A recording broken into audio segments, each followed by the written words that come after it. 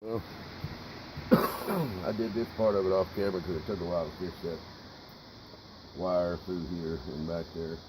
But basically, I just where'd the other piece of wire go? Basically, right there. Oops, right here.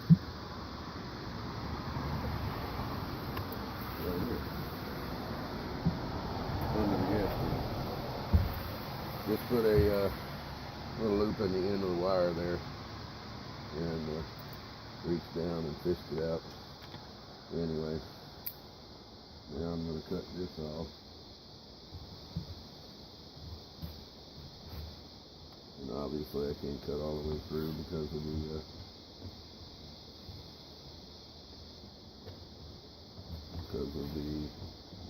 wire there, but that got it.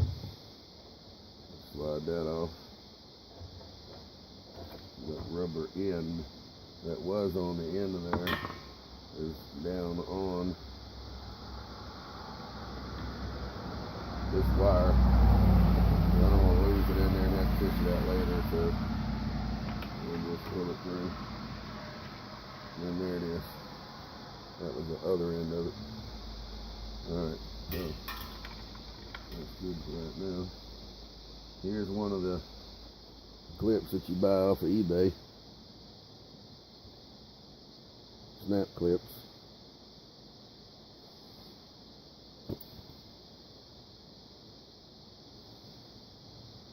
I guess you can see that.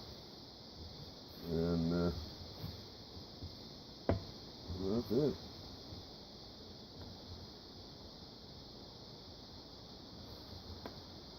Now, I don't take this split second. Just a minute. Now, an EPA piece of shit that is actually worth something. Oops. Let me get this back on here a little bit better.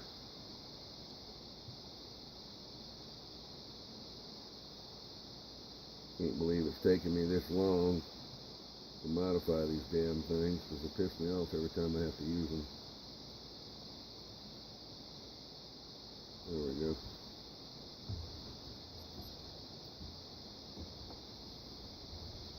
Now, finally, a gas can that doesn't leak when you pour. And as much as I've leaked using these damn things, and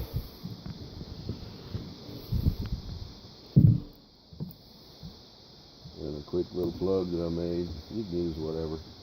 In fact, you could use a sleeve with a short piece of PVC and a cap on the end to do the same thing. Wrap a little string around it, so when you take that loose, it's just laying right there. You don't lose it. Pop it back in, and now with this vent on here that's on it, it'll surely dump the whole 5 gallons all at one time. Yeah. I got one more to do that too.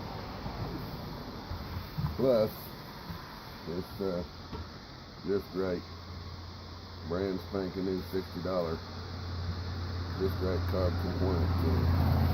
Alright, let me pause the video here. Okay, done. Now, went ahead on this one. It's full of gas. I leaned it back. Had a buddy of mine with a little 2-gallon bucket here that caught the gas. I would lean it back like this. Then I went ahead and drilled it with the drill, with it full, in the gas. Let the gas come out, and that's another little piece of shit hole there that I don't know, must have got pissed off one day, or somebody didn't fix it. Anyway, drill that with the gas and shot the gas out and collected a little bit in the bucket, went and threw it on the fire over there. So now that one is definitely will dump that whole 5-gallon bucket whenever you want it to. Went ahead and made the little mod here. This is 1-inch clear ID inside diameter, and the 1/2 inch PVC 45 is a little over the 1 inch. So it's got this down, just a little bit of it down in some hot water. I cooked on the stove, and slid that in there, stuck that in a little hot water, slid that on there. This is a different plug. As you notice, the 3 plugs that I made. The other plug stop in here. I tapered this one more, then just put the very, very end at the 1 inch ID. So it goes in, and then that last 1/4 inch, I don't know, made both 2 different kinds. So you play with it and see, and I have the other one in case this flares out on me. And this doesn't stay in there any longer. On the other ones, they catch up in this neighborhood and continue to taper up. So if it keeps swelling out, you just keep pushing it a little further in. And if this one does that, I'll just pull this off, pull that rope off, put the other plug on. But anyway, now there's 2 of them that work right now. Thank goodness. Now, the best CARB compliant gas can that I can find on the market is this JustRite. Cheapest price I found on it was $58 through Zoro Tools, Zoro Tools. That was on eBay, but but it didn't. Okay, cool. It has a vent right here where when you pull this, make sure you guys can see. Yeah, I'll zoom in a little bit. Hope I don't forget, but I am zoomed in. Right here, where this plunger comes out, that is actually the stopper that stops here, and it has a little vent right in here, so it can vent inside the can, but that doesn't do you any good. You got to get a vent from outside the can. So they have a little bit of tolerance on the outside of that shaft. And I hadn't taken it apart, but it's probably an O-ring in this area here. And then there's a flat plunger like a old standard water faucet, outside water faucet washer. Right where you take the cap off, it has a cone-shaped washer. I would imagine that's what that is right there. I did not take it apart to see. But it does vent through that area right there, but it's just not enough. So you get, a decent stream of gas coming out of that 1 inch hose, but you don't get that. Now, that 1 inch hose it'll dump 1 inch of solid gas flow. So that way, if you're trying to fill something up, you're pouring 4 or 5 gallons in it, you can empty that can, and I had to test it to see how long, but it won't take long, trust me. Flip that up, and grab the can, squeeze the handle, which opens it up. You don't have to do that until you're ready. And then when you get done, close that. And the can actually, let me zoom back out from it. By the way, these are, I think about 25 of them for $7, $8, something like that. So let me zoom back out so you can see. Alright, let's see where I gotta hold it. Where's the can? Alright. So when you pick this thing up, go ahead and stick your nozzle wherever you want it. Hold the can at whatever angle, and then squeeze your handle to open it up. That's when the gas starts flowing. Then when you let it off, it cuts off, and the only thing you have to worry about, if you're filling something up and you're like, oops, it's full, is the amount of gas that's in here right now. But if you're going to be filling up small shit, lawnmowers and weed eaters and stuff like that, then don't go with the 1 inch discharge. Go with the 5/8 inch. But me, I use this. I'm dumping, 3 to 5 gallons at a time, minimum 2.5 gallons or 2 gallons when I'm filling up, my gas oil mix for chainsaws, weed eaters, and all that kind of stuff. And I use a smaller can for that. And I'll show you. But if you've got an old can or see an old can, that right there can't be beat. right? That angle right there at that 45, that's where I came up with the idea for the 45 on those other tanks with the vent, a little small diameter here that looks like about a 1/2 inch to me, inside diameter, and that's perfect for weed eaters and blowers and stuff like that. So if you ever run across a gas can like that, hang on to it. Do your best to keep this intact, and don't let some stupid jerk grab this and flip it over and hold it and bend it and break it. Just flip it out of the way, you know, and take an extra second. See how that works? Take an extra second before you get there and just make sure that's out of the way, and then snap it right back on there. Now, I've got 2 or 3 of these, and I'm hanging on to them for dear life, because that's the way, you know, it's a good gas can. So I don't feel like fooling around, taking 5, 10, 15 minutes or 2 or 3 minutes of aggravation. All right, now, some of you guys are wondering, how'd you drill that hole, make sure you didn't get any metal shavings and all that crap in there?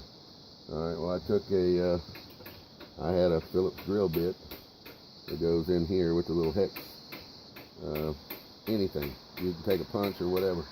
Set it up there, found center, tapped it, made me a little mark, started this drill, just started it, and then flipped it upside down. It sure helps to have 2 people to do that, but flipped it upside down and held it pretty much at that angle right there. Found my hole and drilled that, and then swapped to a 1/2 inch drill bit. Drilled it again. I actually had somebody hold it for me, so there's no metal shavings or anything down in that tank to get into whatever else I'm pouring it into. Well, anyway, now, but if you guys don't have the old gas tank anymore that are non-carb compliant, and I've been damn near 10 years and I started at crap. That's an easy way to fix them, and it works good. And you can dump a whole 5 gallons. Just put the vents in there and take all that contraption shit off of it, and just get you some whatever size hose you need to, usually 1 inch. Slide it over the top of that thing, heat it up, and then swell it out a little bit. And then if you decide to go the route and buy a little expensive gas tank, I like this one because of the flexible hose. Generally, you're pouring roughly at that neighborhood right there, but you can get it to go down more or go straight. So that pretty much put me where I want to be, and with that vent right there, I love the gas can now. I love it. So around $60 minimum. You find these prices all over the place. $90 probably if you buy them close somewhere. I was at a metal shop the other day and they had them. They were almost $90 with tax. So anyway, $58 on eBay. Zoro, ZORO.com. Anything over $50 you get free shipping. Otherwise it was an extra $5. And I think the 2.5 gallon wasn't but $3 or $4 cheaper than that. So there you go, folks. Carb compliant here until you do that, but that makes it really work. If you got the 5/8 in, if you're not in a hurry, and if you're not doing enough of it, you don't need this. It's okay like it is, but that's a real gas can now with that in it. So I wanted to pass that along because I got really irritated not too long ago, and decided to go ahead and fix it. But if you want something, you don't want to, if you only have 1, 2 gas cans, you don't want to spend $4, $5, $6 in there with shipping to get a vent. There you go. That's a tire stem, valve stem, right there. Drill your 1/2 inch hole, which most of them are, and then run your wire down through there and come up, and then hook it, pull it through, snap it up there, put your cap back on it. And that's what I had in that other red plastic, and that's what gave me the idea to look on eBay and see if they had these replacement yellow things here. So when I found them, I figured, well, I don't need this because I'll end up losing that little cap, or somebody who's using my gas cans will end up losing it anyway. So, all right, now we're back on the road. So cheers, folks. Hope that helps somebody.